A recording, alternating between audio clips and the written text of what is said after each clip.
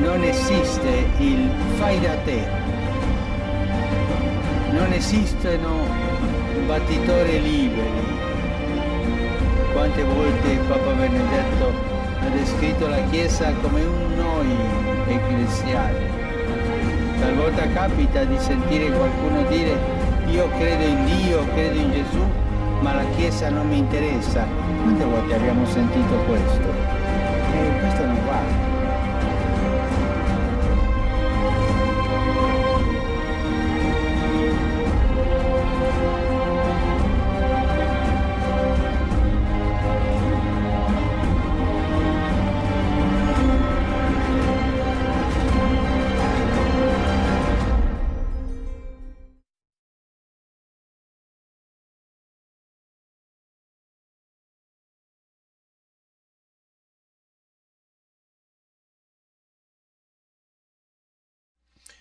Alors donc, on continue à 3 minutes 28 secondes. Très important, Mme Lagarde nous dit que l'année 2014 représente un milestone, elle dit en anglais, une borne ou un jalon, si vous voulez, et une année magique à bien des égards. On l'écoute ici. Je vais vous mettre la vidéo très courte.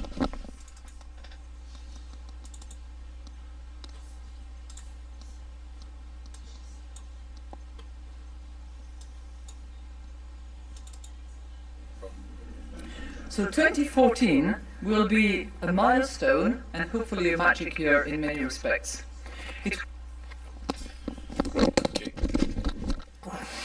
Donc, qu'est-ce que c'est qu'un milestone ou un jalon, si vous voulez? Un jalon ou un milestone, c'est une borne qui a toujours une valeur numérique de 1. Maintenant, ça dépend de qu'est-ce que vous parlez. Si vous parlez en termes d'années, alors les borniers sont d'une année à une autre. L'année 2017 est une année, l'année 2008 est une année, etc., etc. Si vous parlez en termes de distance, vous êtes aux États-Unis, vous allez dire que la valeur d'un bornier de distance est un 1000. Par contre, si vous êtes en Europe, vous allez dire que c'est un kilomètre, OK? Mais c'est toujours la valeur numérique de 1. Les astronomes vont dire une unité astronomique pour délimiter une certaine distance en millions de kilomètres. OK? Je pense que c'est 150 millions de kilomètres, c'est une unité astronomique. Donc, vous avez 10 unités astronomiques, vous avez 10 fois 150 millions de kilomètres. C'est pour donner aux astronomes des idées, parce que l'espace est tellement grand, s'il fallait qu'ils donnent ça en millions, on aurait des chiffres qui n'en finiraient plus. Ils ont mis ça en unité astronomique. Cette unité astronomique-là correspond à la distance entre la Lune et le Soleil.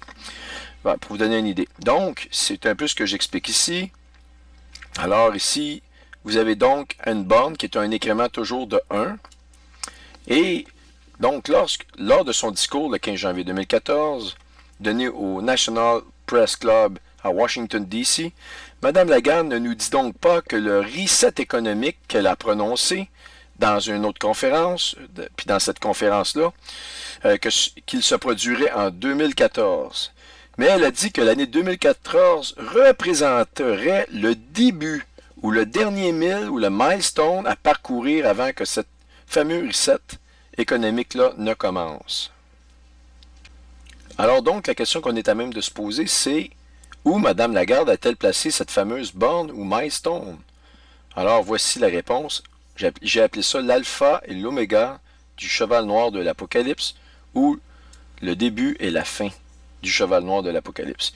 Comme nous l'avons vu dans la vidéo précédente et au début de cette section du chapitre 4, Mme Lagarde avait clairement signifié au moyen de la numérologie la date du 20 juillet 2014 comme étant une date importante faisant partie du dernier mille ou du dernier jalon à parcourir avant la destruction du dollar américain.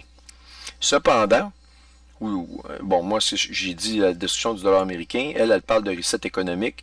On sait par le dollar américain que ça va passer par la destruction, OK, du dollar américain.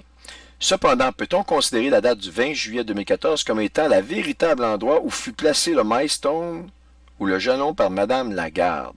Autrement dit, les gens vont dire il ne s'est rien produit le 20 juillet 2014 et cette date-là pourtant est vraiment, dans sa numérologie, ressort. On l'avait déjà vu, je ne veux pas revenir dans les détails.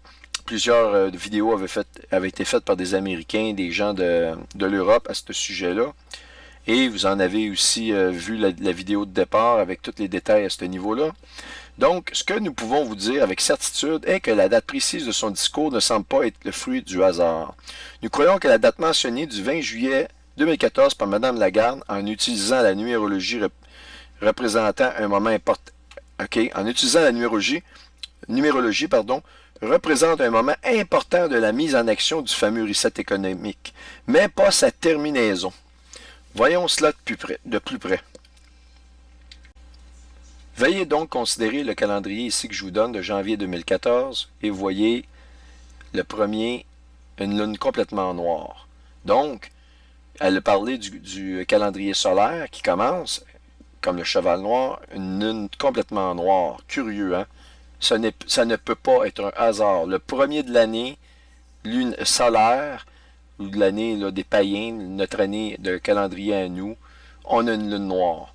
Mais regardez là, un moment où elle a fait son discours, eh bien, elle a choisi le 15. Et c'est la pleine lune. C'était la pleine lune de ce mois de janvier 2014-là.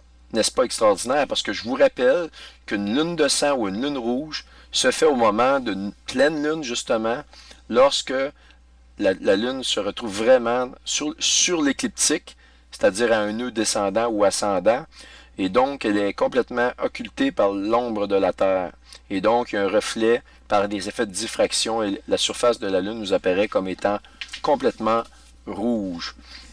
Alors, donc, la fin, ce qui est extraordinaire, c'est que la fin du mois de janvier, on est donc ici à mi-chemin, elle le dit bien, nous sommes à mi-chemin entre le calendrier solaire et le calendrier lunaire, et bien, la fin de ce mois-là ici, c'est une lune, encore une lune noire, deux lunes noires, le même mois, c'est pas tous les mois qu'on a ça, et c'est la terminaison du calendrier lunaire, elle se fait le 30 ici, voyez-vous, et on est exactement en plein milieu comme elle le dit. Alors, vous avez considéré ça, je vous explique ce qu'il y en est. Comme vous voyez, non seulement le 15 janvier représentait une pleine lune, mais le phénomène est associé aux lunes rouges et aux lunes de sang lorsqu'il s'agit d'une tétrade, mais aussi à une mini-pleine lune. Alors ça, c'est une nouvelle notion. La pleine lune que vous voyez ici, c'est une mini-pleine lune. C'est la plus petite des pleines lunes. Il s'agit là d'un fait extraordinaire qui, selon nos informations, n'a jamais été associé à la super pleine lune, du 28 septembre 2015, qui représentera aussi la dernière des lunes de sang de la présente tétrade. En mettant l'accent sur le calendrier lunaire, Mme Lagarde nous indique que ce qui a débuté lors d'une petite lune rouge va se terminer ou se conclure lors d'une super pleine lune. Et justement, la super pleine lune, c'est la lune de sang. Vous allez voir, le code que je vais vous donner ne tombe pas sur le 28, elle tombe sur le Rosh Hashanah cette année, mais Claude Enirski a très bien résumé, très bien expliqué, je l'endosse absolument, à l'effet qu'il va y avoir un trouble économique qui va être déclaré, et il va y avoir quelques semaines, et ils vont faire des rencontres pour trouver des solutions. Et les solutions, les gens ne les aimeront pas. Mais il va y avoir le chaos devrait arriver subitement, et on a tout porte à croire que le Shemitah, le 29 d'Élul, eh bien, serait l'année propice pour ça. Soit dit en passant, on est actuellement le 12 novembre et demain, c'est le 29 d'Élul, le 13 novembre. Donc, à surveiller les bourses, on ne sait jamais. Alors maintenant, vous ne pouvez pas dire que je suis un tricheur puisque j'ai montré des objets célestes correspondant en tout aux Écritures du chapitre 6 de l'Apocalypse, versets 6 et suivants, qui parle de l'avènement du cheval noir. Je vous ai montré deux objets le 1er mars 2014 qui correspondent exactement à ces Écritures-là. Un, Saturne qui fait un mouvement rétrograde dans le centre de la balance, qui tient une balance à la main, et la Lune qui se pointe exactement au 3e être vivant, complètement noir, et Mme Lagarde, qui va être en charge du nouveau système économique qui va venir dans le nouvel ordre mondial, c'est la FMI, c'est le Fonds monétaire international, le nom le dit, eh bien, marche avec des calendriers lunaires. Donc, vous avez toutes les preuves, non seulement dans l'astronomie, mais maintenant, vous voyez comment elle agit. Elle agit, vous l'avez devant vous.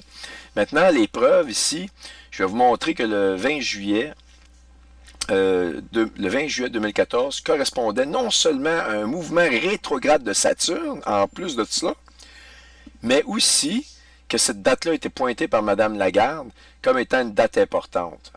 Alors, puis ici, vous avez un article qui vous dit « The smallest full moon of 2014 rises tonight ». Et c'est le 15 janvier 2014, la plus petite des lunes, des pleines lunes. Vous en avez la preuve que c'est celle-ci, là, c'est la plus petite. Alors, on va écouter la vidéo de Mme Lagarde qui vraiment mentionne le 20 juillet 2014. C'est en rappel, là, mais quand même. Strong years.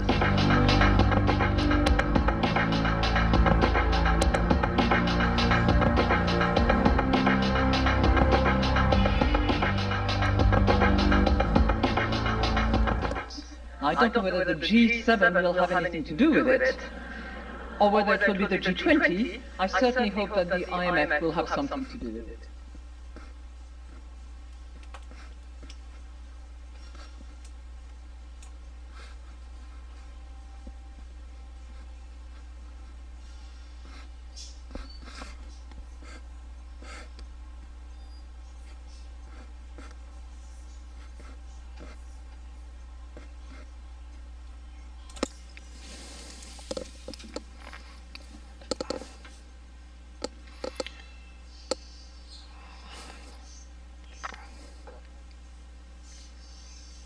Bon, la vidéo étant terminée, nous allons voir sur maintenant le mouvement rétrograde de Saturne qui a eu lieu le 20 juillet 2014. Alors on regarde Saturne, on va la voir aller. J'avance, attendez un peu, je vais me... Bon, allons-y. Vous voyez, elle se déplace, on va grossir.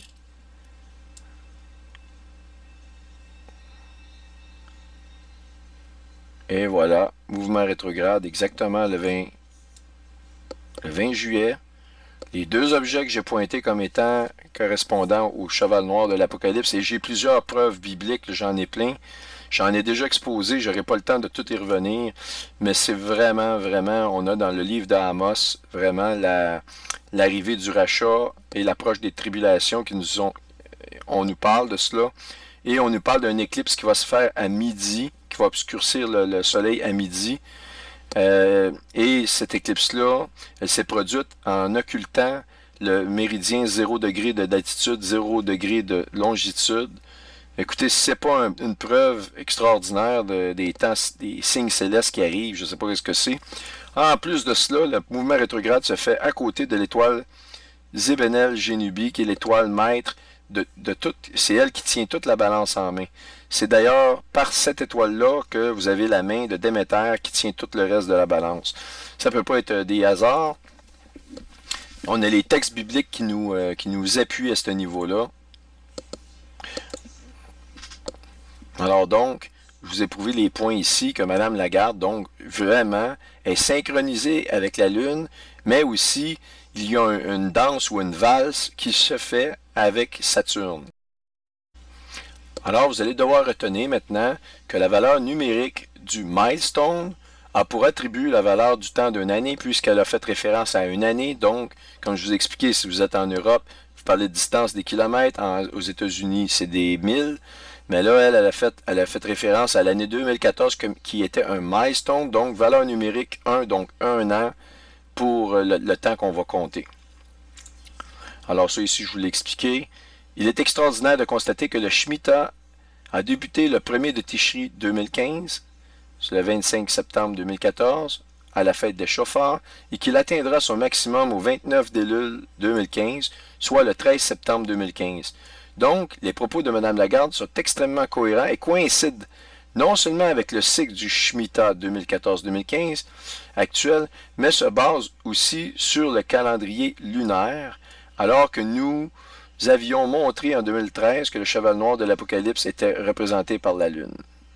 En plus, vous avez un mouvement rétrograde avec Saturne, et les deux vont de pair, Saturne et la Lune.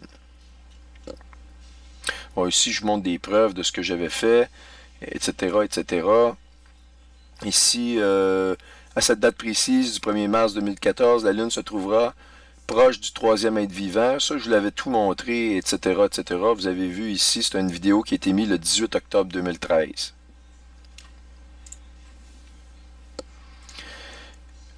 Et elle semble être une lune noire parfaite. Ça, je vous ai tout montré ça. On va passer ça. Est-ce vraiment possible maintenant que le 20 juillet 2014 corresponde avec les grands sauts américains montés sur le dollar américain, en plus de marquer le dernier segment pour la réalisation de la destruction de l'économie mondiale tel qu'on le connaît par l'effritement du pétrodollar? Pourquoi que je parle du pétrodollar? Parce que le cheval noir de l'Apocalypse, l'huile brute, eh bien l'huile brute c'est ce qu'on appelle l'or noir et c'est la couleur complètement noire. Donc, y a-t-il une relation entre le 4e éclogue de Virgile, qui correspond aux inscriptions? Ça ici, vous voyez un des grands sceaux des États-Unis d'Amérique. Ce grand sceau-là a été mis sur le dollar américain et les inscriptions Annuit Queptis Novos Ordo Seclorum ont été tirées du 4e éclogue de Virgile, je vous le rappelle. Donc, est-ce qu'il y a une relation entre les 4e éclogue de Virgile et les inscriptions trouvées sur le dollar américain et la date du 20 juillet 2014, telle que dévoilée dans la vidéo du 7 magique de Mme Lagarde? Eh bien, sachez que c'est exactement Obama, le cavalier noir, qui est derrière la chute du prix du pétrole brut. Et cela exactement à partir du 20 juillet 2014, date précise du mouvement rétrograde de Saturne. Alors, Mme Lagarde nous a averti, pour résumer, de la date du 20 juillet comme étant une date importante, mais non pas la date de terminaison. Vous allez voir la date de terminaison, comment on la calcule. J'additionne le 29,5 jours que je vous ai donné. On va additionner le 7 mois et on va additionner le milestone l'année. Donc, on a une année, 7 mois, 29,53 jours. À partir du moment où elle a donné son discours, vous allez voir ce que ça va nous mener. Ça s'en vient.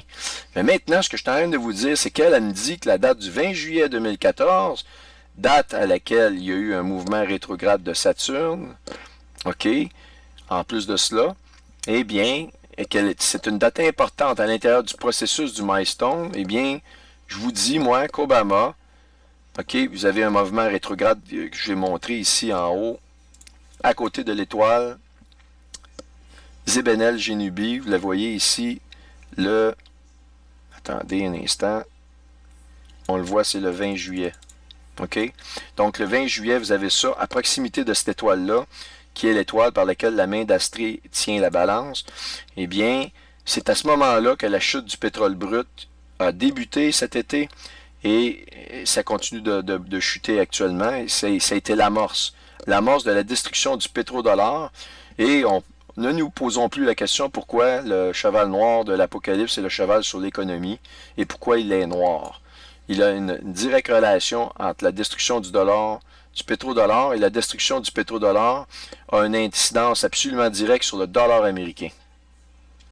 Alors, pour ajouter dans les preuves, je vais vous montrer deux vidéos où Obama a admis que c'est lui qui est derrière la chute du pétrodollar, de la valeur du brut, et qu'il fait ça pour contrer ou pour attaquer l'économie russe. Alors, il veut aller au septentrion, etc., etc., Alors, voyez-vous, tout est là. On va écouter les vidéos. Alors, voyez-vous, Obama admits oil price drop, part of his strategy. Autrement dit, Obama admet que la baisse du prix du brut fait partie de sa stratégie. World news, US President Barack Obama admitted on Monday that the falling price of oil on the world market forms part of a strategy designed to weaken Russia's economy. Fait que c'est ce qu'elle dit, c'est qu'il a admis le lundi qu'il est derrière la baisse des prix du brut et que ça fait partie de sa stratégie pour affaiblir l'économie russe.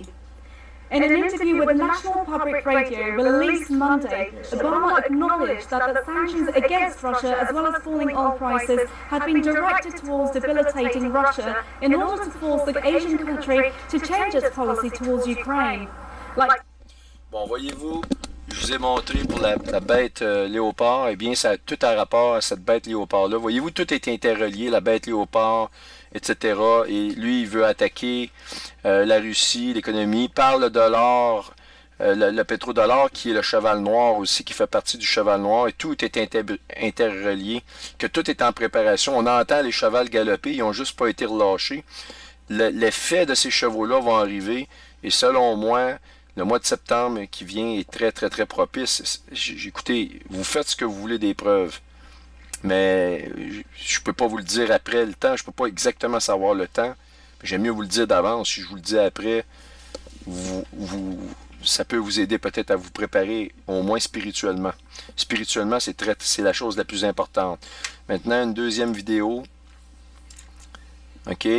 Et ça confirme que la stratégie de l'administration Obama, c'est pour atteindre l'économie de la Russie. The Obama administration said on Thursday that falling oil prices are helping the U.S. economy and are unlikely to lead to a reduction in production. Fait qu'écoutez, imaginez-vous, là, ils sont en train de dire que ça va aider l'économie américaine. La baisse des prix du brut va aider l'économie américaine. Écoutez, à toutes les fois dans l'histoire de l'humanité qu'on a eu une baisse du prix du pétrole, eh bien, il y a eu une économie très affaiblie, des cataclysmes économiques. Le prix du brut est extrêmement important. C'est ce qui remplit actuellement, par des fraudes, vous allez me dire, mais au moins ça remplit les coffres des gouvernements et les compagnies peuvent faire des marges de profit supérieures. Il y a énormément de sous-produits qui viennent du pétrole et si le prix chute, eh bien, c'est pas nécessairement une très très bonne nouvelle. Il y a plus de pertes d'emplois reliées à la baisse du prix du brut que de création d'emplois. Surtout à court terme et à moyen terme. Ici, je vais montrer le graphique qui correspond, si vous voulez, à ce qui s'est passé dans le pétrole le 20 juillet 2014 et qui prouve que le cheval noir, l'économie, le pétrodollar, la fin du dollar ou l'or noir, qu'il y a quelque chose qui a été amorcé à partir de cette date-là exactement. Alors, vous voyez la moyenne des derniers mois, là, on peut prendre environ la ligne 108, mettons, c'est 108 $ américains, je pense. On est ici, on est des fois un peu au-dessus, des fois un peu en bas. OK, cette ligne-là ici. Si vous regardez cette ligne-là, ici, c'est la moyenne. Puis je pense que ça peut aller assez loin en arrière, là, au moins une année et demie. Mais regardez ce qui s'est passé. Ici, vous avez le mois de juillet. Le 1er juillet est ici, donc le 20 juillet est environ ici. Regardez la chute qui a commencé exactement aux alentours du 20 juillet, au mouvement rétrograde de Saturne. Vous en avez la preuve. Deuxième graphique encore plus précis. Je vais aller, vous avez le mois de juin, le 30. Donc, le mois de juillet commence ici. Le mois d'août commence là. Donc, l'amorce du 20 est environ ici. Puis, regardez à partir de là où j'ai la croix. Eh bien, regardez comment ça plante. Voyez-vous ici, la ligne, là, ici, ça veut dire qu'il y a une tendance vraiment au brut à plonger. Versus avant, nous étions quand même sur une moyenne. Même la ligne orange ici nous montre qu'il y a vraiment une chute à partir du 20 janvier, à quelques jours près, juillet de cette année. Alors, les discours qui semblent être aléatoires de ces gens-là sont absolument coordonnés. Coordonnés avec des mouvements d'astres. Et ce n'est pas de l'astrologie que je fais. La Bible nous a avertis de ces signes-là qui viennent. Je reste dans les sentiers étroits. J'essaie pas de lire la bonne aventure de ma vie personnelle. J'essaie de vous donner les vraies choses. Maintenant, si les gens ne me croient pas, regardez qu'est-ce qui se passe dans l'économie. Est-ce que ça va bien? Est-ce que vous trouvez que l'économie va bien? Est-ce que ça va bien au niveau du brut? Est-ce que ça va bien au niveau de la bourse? Il y a des choses vraiment pas normales qui se produisent actuellement dans toutes ces choses-là. Et je vous le dis, on avance très rapidement. Maintenant, entre la 3e minute 33e seconde de la vidéo jusqu'à la 4e minute 17e seconde, il y a les éléments suivants. Regardez bien, votre esprit va être complètement chamboulé, renversé. Elle dit ceci, l'année 2014 marquera le 100e anniversaire de la Première Guerre mondiale en 1914. Moi, je vous parle que au Shemitah ou à la Jubilée, il y aurait le début de la manifestation du Cheval Rouge. Elle fait référence à la Première Guerre mondiale et vous savez très bien, vous savez, mesdames et messieurs, que la 3e guerre mondiale va être la dernière. Il n'y en aura pas, je veux dire la dernière avec les nations parce qu'elle va tellement être difficile celle-là qu'elle va amener énormément de nations à la destruction complète. Il va rester seulement l'Armageddon après, à la fin des tribulations. Mais cette guerre-là va vraiment amener le monde dans un chaos total. Elle en fait la mention comme si c'était important dans l'économie de parler de la Première Guerre mondiale. Donc, ça rentre dans les preuves que je vous ai données un peu plus haut. L'année 2014, dit-elle, marquera le 70e anniversaire, retirez le 0, 7 de la conférence de Bretton Woods. Le Bretton Woods System de 1944 qui a effectivement donné naissance à la FMI. Le Bretton Woods, c'est l'ancien système qui était beaucoup moins corrompu.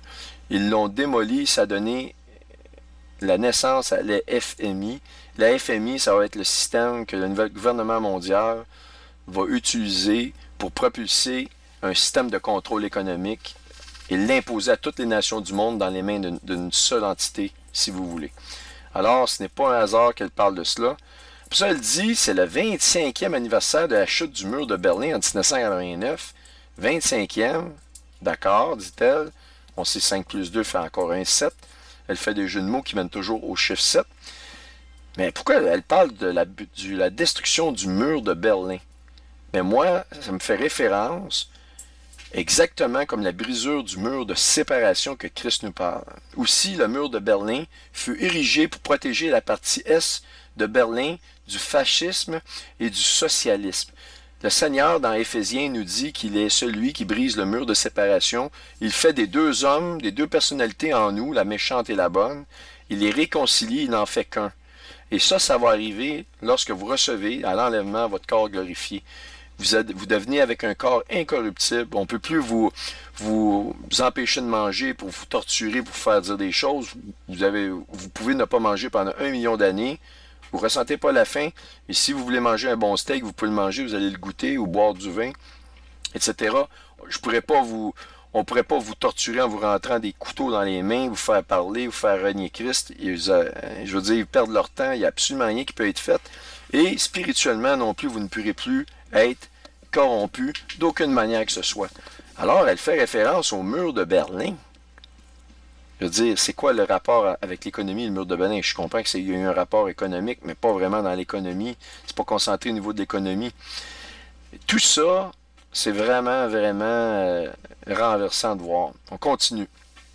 Elle dit, il marquera également le 7e anniversaire de la nervosité des marchés financiers.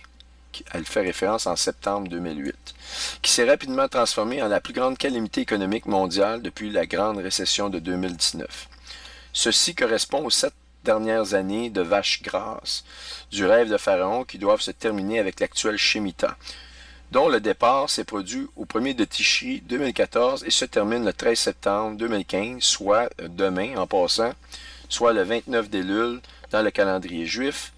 Je pense que si vous êtes en France, vous avez 1 heure de décalage avec Jérusalem. Moi, je pense que le coucher de soleil est à surveiller à Jérusalem. Demain, le coucher de soleil, heure locale de Jérusalem, se fait à 6h48. Vérifiez dépendamment d'où vous demeurez, c'est quoi le décalage que vous avez avec Jérusalem. Moi, étant au Québec, au Canada, il y a 7 heures de différence. Donc, demain, à 11h48 AM, le soleil se couche à Jérusalem. Ici, c'est la version originale de son discours. Maintenant, je vous donne le code, l'extraordinaire code caché dans le discours de Mme Lagarde. Code 1A7M29,5J. Bon, que signifie ce code?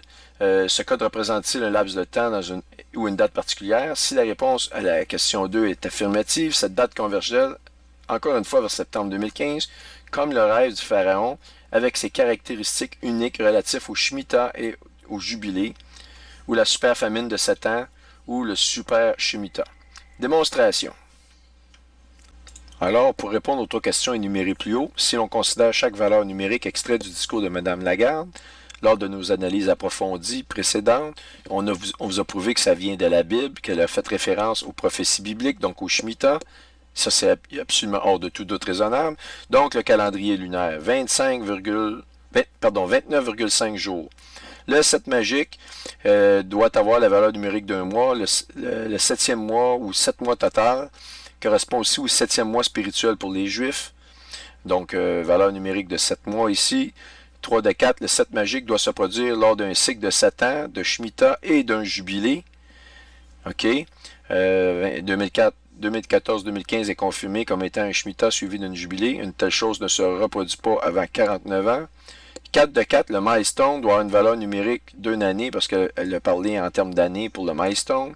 Donc, on a 1 an, 7 mois, 29,5 jours comme délai encrypté dans le discours de Mme Lagarde, qui s'est produit le 15 janvier 2014 au déjeuner du National Press Club au sujet de l'économie mondiale, justement, et qui fut donné le National Press Club au National Press Club Ballroom à Washington, D.C. Notez bien que cette réunion déjeuner particulière du National Press Club débuta à 12h30 heure de Washington, heure normale de l'Est. Maintenant, si on considère cette date, on considère la date qui correspond au jour du discours, nous avons donc le 15 le mois de janvier, le 15 janvier 2014, et donc pour arriver au nombre de jours exacts que j'ai vraiment calculé, 1 an, 7 mois, 29 jours, eh bien, nous arrivons au 13. Mais imaginez-vous, on arrive au 13, mais virgule 53. Ça veut dire, on va un petit peu plus loin dans la journée, si vous voulez. On va un petit peu plus loin que la journée, sachant maintenant, donc, 1 an, 7 mois, 29 jours, vous voyez, ça arrive par vous-même, le 13. Maintenant, je vous ai dit que le soleil se couchait à Jérusalem. Je vais vous montrer la preuve. Ce ne sera rien au hasard pour cette partie-là. 6h48. Sunset, le 13 septembre, vous voyez par vous-même. OK, 6h48. Si j'applique le calcul suivant, 6h48, heure de Jérusalem, 6h48, il y a 12 heures dans une journée, eh bien, j'arrive à 0,54, ce qui correspond à petite différence, là, mais écoutez, ça ne peut pas être un hasard, à la durée d'un cycle lunaire qui est de 29,5 jours. Voyez-vous la fraction ici, 53.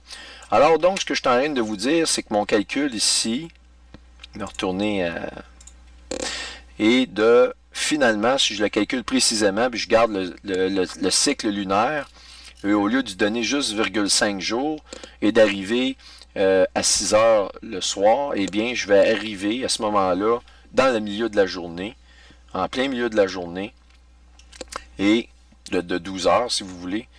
Et donc, j'arrive à 6h48, pratiquement 47 dans ces heures-là. Si je calcule, en partant celle-là ici comme un milestone à l'heure 0, j'additionne, j'arrive vraiment, vraiment, vraiment au coucher du soleil.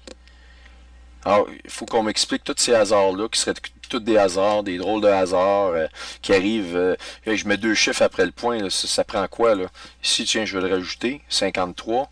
Vous voyez par vous-même le calendrier solaire, 29,53. Alors, tout est là. Et donc, le code tombe exactement au Rosh Hashanah.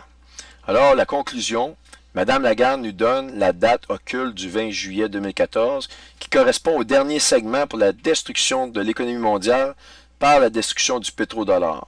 Ça, les gens l'avaient trouvé. Et ainsi qu'un mouvement rétrograde de Saturne. Donc, il n'y a plus de doute que ça prouve que c'est l'économie. Je vous ai montré même les graphiques. À partir du 20 juillet, l'huile a commencé à planter et pas remonter encore. Hein. Elle continue de descendre au moment où on se parle. Mais elle nous donne aussi un code très subtilement caché, nous montrant les points de départ à la date précise de son discours du 15 janvier 2014 et de sa terminaison, convergeant encore une fois de plus au 13 septembre 2015. Pour compléter ce que nous croyons être le reset économique annoncé sur le dollar américain par les grands sceaux. En plus, le 13 septembre, c'est le Shemitah. Alors, va-t-il se passer des choses demain? Absolument, on ne peut pas se dire qu'il y a quelque chose qui bouge. Mais n'oubliez pas, le Seigneur nous dit qu'il va arriver à la fin des temps, comme dans le temps de Noé, les gens vont continuer de manger, vont se marier, boire, etc. Il faut que les gens ne se doutent de rien pour qu'ils continuent de marier leurs enfants et de boire. Si ça allait tellement mal, les gens arrêteraient leurs activités normales, ils se concentreraient sur des activités de survie. Mais là, ce n'est pas le cas. Donc, tout est possible, tout peut arriver demain. Le 13 septembre 2015 coïncide aussi avec la fête des chauffards et le 29 d'Élul 2015 dans le calendrier juif. Donc, comme je viens de vous le dire, coïncidant à l'apogée du Shemitah et au 7e mois spirituel de Tishri pour les Juifs. Voici, vous avez maintenant le code caché de Mme Lagarde. C'est un code qui n'a jamais été dévoilé sur aucun autre réseau. Et je ne crois pas que ce soit un hasard s'ils ont pris le soin de cacher de façon magistrale dans son discours ces codes-là et ces dates-là en utilisant une petite lune rouge dont un cycle va se terminer à la petite pleine lune, la grande pleine lune rouge du 28 septembre. Et elle a commencé son discours. Elle a une petite pleine lune qui n'était pas rouge, mais désolé, j'ai fait une erreur, mais vous comprenez ce que je veux dire. Elle part d'une pleine lune petite et le 28 septembre, pratiquement à la fin du code qu'elle nous donne, quelques jours après, eh bien, on a une grande pleine lune qui va être une lune de sang. Et on voit très bien dans le livre de Claude Inierski l'explication d'un trouble économique. Et ils vont prendre quelques semaines de discussion. Et quelques jours après, les tribulations commencent. Le jour de l'Éternel vient. Le jour de l'Éternel ne vient pas à la journée du jour de Christ. Il y a un délai entre les deux. Et justement, la dernière lune de sang, la super grande lune de sang, eh bien, tombe à une fête très importante juive.